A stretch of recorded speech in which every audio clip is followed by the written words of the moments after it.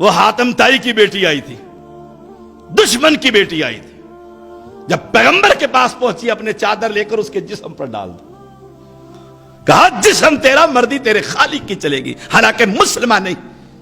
رب کو رب نہیں مانتی، نبی کو نبی نہیں مانتی، اور فرمایا چاہو تو ہمارے پاس رہو، چاہو تو گھر بھیج دو دشمن کی بیٹی، فرمایا اللہ کے نبی گھر بھیج دو، 4 صحابہ آگے پیچھے کر دیے، جاؤ اس کو اس کے گاؤں میں پہنچا کر آؤ، گئے گاؤں میں لے گئے، بھائی جو بھاگ گیا تھا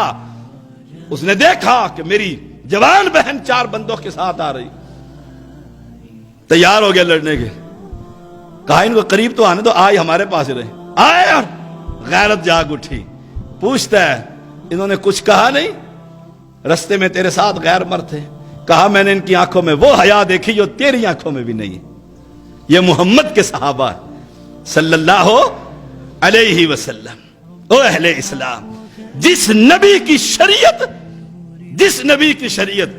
دشمنوں کے جسم پر بھی کپڑا ڈال دے، اس نبی کی امت یہ کہے کہ میرا جسم میری مرضی،